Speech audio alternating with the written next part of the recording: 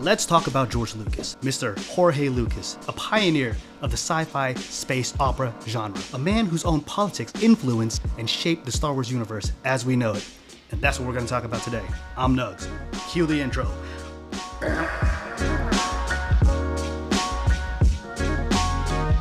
Now, when you think of Star Wars, what's the first thing that comes to mind? Lightsabers? Laser guns? Spaceships? The Millennium Falcon? Stuff like that? But if you dig deeper, what do you see? The classic hero's journey? Classic character archetypes? The wise old mentor? The evil overlord? The scruffy-looking scoundrel? Who's scruffy looking? But dig even deeper than that, and what can you expect to find? The world building and the politics that kind of influenced that from all the way to the beginning of the series? What? I mean, look no further than the original series. You have an overpowering imperial power that is fighting insurgent rebel forces that are hiding in deserts, caves, jungles. Sound familiar? The evil empire even had a mega superweapon that wielded unimaginable destructive power, and they practically had a majority control over the entire planet, galaxy. And the rebels, the good guys, they were fighting an asymmetrical warfare using guerrilla tactics and potentially committing acts of terrorism, blowing up the Death Star. So it seems that George Lucas took some inspiration from real-life conflicts for his world building. But from where? Well, starting with the Empire, they had military units called stormtroopers. So obviously they were modeled after Nazi Germany, right? Well, kinda. Obviously that part was. But there was another inspiration for the evil empire, and some of you may already know it. That's right, it was the goddamned Russians. Just kidding. It was the United States of America. What? How could this be? But we're the good guys. Debatable, but maybe for another time. Let's just say our record post-World War II has been questionable at best. But we are the premier world superpower as of 2023, and although we aren't the only ones with a Death Star-like weapon, we are the only ones that have used it on an enemy nation. I feel like I can put some sort of Oppenheimer reference here. And let's face it, the United States of America is an imperial superpower, an empire, if you will. Just look at how many US bases we have all around the world, and how many democracies we've toppled from within just because of X reasons. And we've essentially been exploiting the global south for decades, and this is especially true during the release of the original series. But if the Imperial Empire was based on America, then who were the rebels based on? Well, it was actually the Viet Congs. Yep, that's right. And you don't have to believe me. George Lucas has basically said it himself. You did something very interesting with Star Wars, if you think about it. The good guys are the rebels. They're using asymmetric warfare against a highly organized empire. I think we call those guys terrorists today. We call them Mujahideen, we call them Al-Qaeda. When I did it, they were Viet Cong. That's right, Star Wars has always been woke, and you've heard it here first. The similarities were always there, and this does remind me of a particular scene in the first movie where Luke, a farmer, comes home to find his farmer uncle and farmer aunt torched by stormtroopers.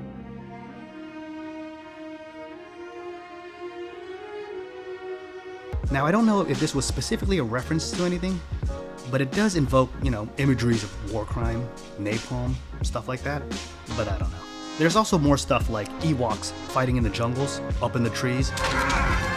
Kind of low-hanging fruit at this point. A lot of this stuff beyond all that, though, I would say is pretty cursory. The bad guys are the bad guys, and the good guys are the good guys. Well, except for the part where Darth Vader kind of redeemed himself at the end there. But the overarching political theme is still pretty basic. Which brings me to the prequels. Transition! Now, critiques of the prequels have been said, and are for the most part pretty valid. I especially like the ones from Red Letter Media, which are basically film-length video essay critiques, which are just as fun as the movies, if not more so. Highly recommended. But I will say of their critiques in particular, I have two minor disagreements with. The first one is that the lightsaber fight scene among Darth Maul, Qui-Gon Jinn, and Obi-Wan, that was cool as shit. The music was epic, and I think everyone agrees that's probably one of the best parts of the prequel series. Ray Parker Jr. is an excellent stuntman and martial arts performer. Look at the cool butterfly twist he does. The choreography was pretty solid as well, and the scene where it's just Obi-Wan versus Darth Maul after Qui-Gon has been stabbed.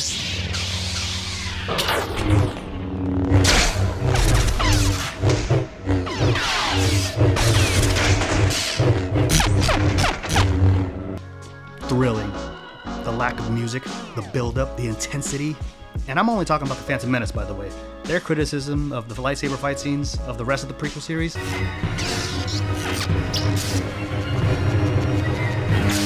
They're still pretty valid. It's Raven, baby. It's a lightsaber rave party. Anyways, I appreciate a good fight choreograph, especially ones that have been influenced by Hong Kong style action. Not saying that this one was, but I think it's still pretty solid. Now, my other slight disagreement is that they said George Lucas put too much boring politics into these prequel movies for what was essentially supposed to be kids' movies. I will say his execution may have been subpar, but I do want to give him credit for what he was trying to do. The reason why George Lucas wanted to inject so much more details in the politics within the prequel series was because he wanted to teach kids one thing, that fascism can come where you least expect it. Like I said with the original series, the good guys were the good guys and the bad guys were the bad guys. Very straightforward, very obvious.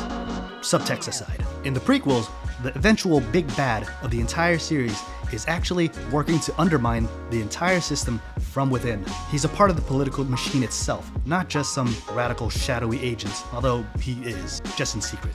He actually uses the democratic system in place to basically dismantle it from within, which, as you would know it, has parallels with real life. He uses a trade dispute, which also happens in real life among nations, as his entry point into requiring military intervention, which doesn't happen immediately, not until he plays a little politicking to basically get himself nominated for leadership after convincing the Senate to basically vote out the existing leadership. And as a personal opinion, I like to think he didn't use any force power persuasion, and he just used his charisma and manipulation skills alone. He's just that crafty. It's also highly implied, if not outright stated, that Palpatine influenced the original invasion by the Trade Federation in the first place in order to put his plan into motion. This was all in episode 1, and there are other fascinating scenes in the rest of the series, and like I said, his execution may not have been perfect, but I feel like his message was a valid one. And then there's episode 3, that basically shows the conclusion of Palpatine's master plan. Everything that was done previously, all the politicking and all the wars, the persuasive manipulation of a young but powerful warrior, was to put himself into higher positions of power until he eventually sees total control with majority support in order to bring stability and security. And then Amidala had that banger line that still bangs to this day. So this is how liberty dies. With thunderous applause.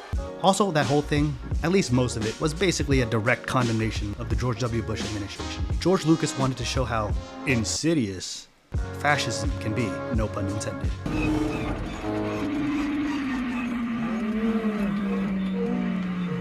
Boo! I don't know. I just find George Lucas' politics interesting, and how he weaves that into his films.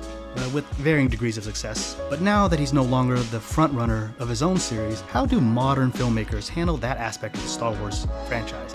The politics specifically.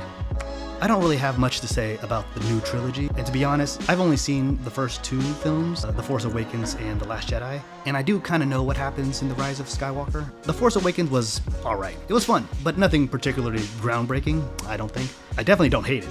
And though it's not perfect, I did kind of like The Last Jedi. Yeah, I like Rian Johnson before Knives Out. Listen, a lot of people criticize his twist as a non-twist, specifically the twist that Rey's parents, which were built up in the first movie, were nobodies, which I kind of thought was a cool twist, because in the meta sense, some of the complaints of the entire Star Wars series was that it relied too much on the main characters, who were seen as almost messiah. Like a messiah. Luke Skywalker is the messiah of Star Wars. Like, the rebellion basically rallied around this random farmer boy who happens to be the chosen one that brought back the legendary Jedi. Jedis. I'll tell you something. They hate our way of life. Which, don't get me wrong, was pretty cool in the original series and all that. But in a world that has a lot of potential for storytelling of other characters, the main movie seems to always go back to them, or someone involved in their circle. Which was why I thought Ryan's twist was interesting, because it basically teased you that it may be going into that direction, Is she a Skywalker? Is she a Solo? Maybe a secret Kenobi? Nope, she's just a random person who just happens to be naturally gifted with the Force. A new chapter with a new hero without any divine connection to a previous dynasty. This means that anyone can be a hero, even the lowest of us. Imagine the rags to riches type story you can tell going forward. We started from the bottom, baby. Now I realize that was eventually retconned in the last movie, The Rise of Skywalker, but I digress. But what about the depictions of anything political? Now, I know a lot of nerds complain about Rey being a female, or if Finn and Poe are secretly gay or not. No. Keep it suits you. You're a good man, Finn. But that's not really what I'm talking about. Though some people have said that Rey was kind of written like a Mary Sue, which, okay, I sort of understand that one. But what I want to talk about is the depictions of the First Order, which was very on the nose on their parallels to the Nazis. Gone are the days of subtlety, I guess. That said, you can draw some parallels with Trump, especially with the rising neo-Nazi movement at that time in America. Hell, it's kind of still fitting these days, especially with the rise of right-wing authoritarian governments all around the world. And I know the original series had things like stormtroopers, but it always felt like the movies were criticizing imperialism, specifically American imperialism. George Lucas was, at the very least, not afraid to show the mostly Western audience a mirror when showing things like the Imperial Empire. It was us. It was Richard Nixon. It was George Bush. It just seems like the newer movies were a little too reluctant to turn that criticism inwards to ourselves. It seems like they just wanted to take the easy route of saying, the bad guys are the Nazis, definitely not us. Like, I know Lucas had some ideas for the new trilogies that they rejected, and I'll be honest, I didn't really look them up because I'm too lazy of a researcher. But if he were to do those movies, he would be like, yeah, we're the bad guys, because maybe, just maybe, we're a little bit too much like the Nazis than we'd like to admit. Okay, maybe that part is a little bit too much. But in the prequels, like I mentioned, the bad guys eroded democracy from within, gaining popular support through fear-mongering. In the new trilogy, the bad guys already opposed democracy, and they wanted to rule with a military dictatorship, law and order type shit. But to be fair, I guess you can't tell the same story twice. But maybe you could have done something like, okay, maybe the First Order utilized propaganda with a disinformation campaign about the New Republic that made it seem more chaotic and unruly than it really is, undermining them while gaining some support from mostly fanatics at first. But then they start putting doubts into more reasonable minds, deceiving them into thinking that maybe, just maybe, order under the Empire was better than the New World. And then you can make the good guys have to fight not just fanatics at first, but eventually something a little bit more abstract, the propaganda machine of the First Order, which can eventually amass enough support where they attempt to overthrow the New Republic in a kind of reverse rebellion of the original series. I don't know, I'm just spitballing here. I'm not a writer or anything. I'm just another asshole on the internet who just wants to talk about things like Star Wars. Anyways, I'm not saying George Lucas would have been able to make the new trilogy better. As much as I like him, he still has his flaws, and I'm not really here to argue counterfactuals, what could have been type stuff. But I will say some of the new Star Wars series are pretty decent, if not outright good, even great. But there's one standout that I want to talk about a little bit, and that's Andor.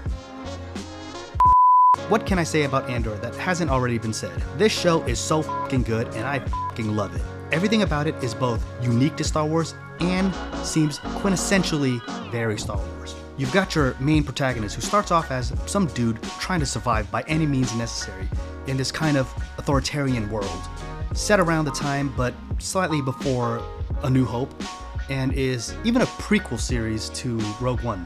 By the way, if it's not been clear, I'm gonna spoil the shit out of Andor. He's grimy, he mostly looks after himself rather selfishly, and he's willing to get his hands dirty to survive. But you can tell he has a heart of gold, but it doesn't really show right away. And at any moment, you question whether or not he'll do the right thing or not. He's very much the Han Solo shoots first type of character, and I love that. And he's not the only interesting character in the series.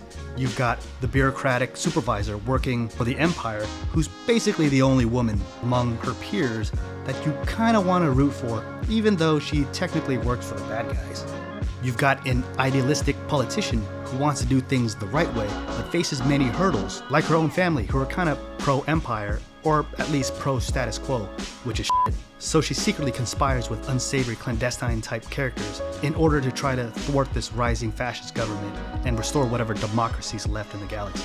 And you got that unsavory clandestine agent who is willing to fight evil by using questionable means, who is willing to get his hands dirty and do the things he deems necessary that no one will praise him for, even if it puts his morals into question. What do I sacrifice? Everything! And there are so many more. These characters all live in this crapsack world, and although I don't think it has the same self-reflective critique of our own society that George Lucas has done, it is still very well done. And it definitely invokes things about our own world and history. What I think it does very well, much better than the new trilogy, and dare I say, even better than George Lucas's 2 trilogies, is it shows that both the good guys and the bad guys are multi-dimensional. It shows that for better or for worse, the bad guys are still people like us. People with emotions and passion. They have friends and family. They have a drive to impress their peers and to succeed, albeit to do terrible things. But it also shows the uncomfortable reality that evil people aren't always inhuman monsters. I mean, they are, but not always. Not to say that the purpose is to humanize evil characters in evil people, but they are people just like us. And it shows that we have the capability to do both good and bad just the same. But on the flip side, the good guy side, you have those whose goals are very noble and for the greater good, but some of them are willing to get very dirty to achieve it, some more than others. They are willing to kill someone who may potentially be innocent or allow the slaughter of their own allies just to remain hidden. Good is not nice. For the greater good. Call it what you will. Let's call it war. You even have a character, Luthen, the GOAT, who is willing to allow heavier fascistic elements to play out just because it may push people further into desperation, hoping that if they get desperate enough, it can spark a revolution. This is a concept, roughly known as accelerationism. Now, I'll say that in the real world, I'm not a fan of using this as a real political strategy. At least, not at this point. As much as I will criticize my own country, the USA, I'm not willing to throw to the fascists just to get a chance for it to make people wake up and rise up to fight back. We're not at that point where we should consider this. But back to the point, in the world of Star Wars, they are at that point, at least through the perspective of Luthen. It makes sense in his eyes. Even in the timeline, the Empire's hold on society is seen as a slow burn rather than an all-out carpet bombing campaign. You whittle down the people little by little, and they get complacent, becoming too used to the status quo to fight back. Luthen seeks to break this temple and cause enough chaos for the Empire to have to put their foot down a little bit harder, resisting the urge to have the Empire strike back. Luthen doesn't see any other way besides sparking anger in people to get them to react and rise up. At least, not at first. Because the theme of the show isn't that accelerationism is the only tool you have to fight back. There are other ways to inspire people to fight back against evil. Anger can be a useful emotion to channel, but it's not the only emotion you have. There's another character that I didn't mention yet, Marva. Cassian Andor's adoptive mother figure. She's very ingrained with her community and family. She too has basically given in to the status quo a bit. But that's not to say she's not willing to fight back, if not for her age and health. She was certainly angry at the Empire, who started to exact more direct control over their territories. But in her post-death speech, spoiler alert, to her community, she was not just trying to invoke the same anger in others, she was trying to inspire them, to tell them that there is a better way, that they don't have to take it from the Empire. She was trying to inspire another feeling, another emotion, a feeling of hope, a new hope. What a piece of There's so much more incredible things I can say about Andor, but maybe that's for another time. And if you haven't seen it yet, what are you doing here? Go watch it. But that's basically it. I don't really have much else to say. Well, I probably do, but that's it for now. Let me know what you think. Did I get something wrong? Do you agree with what I've said? And also, let me know what's your favorite Star Wars movie. Mine is The Empire Strikes Back. And, I guess I'll see you around. So, you got your reward and you're just leaving then? That's right, yeah. We're back. Hold up. Fix my hair. Looking good? Looking good, baby? This good? Then we good. Send it to and let's face it, the mayor...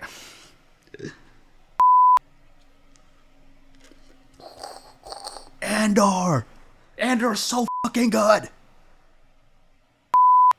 Like the first episode, you know, like straight up murks a dude. You don't see that often.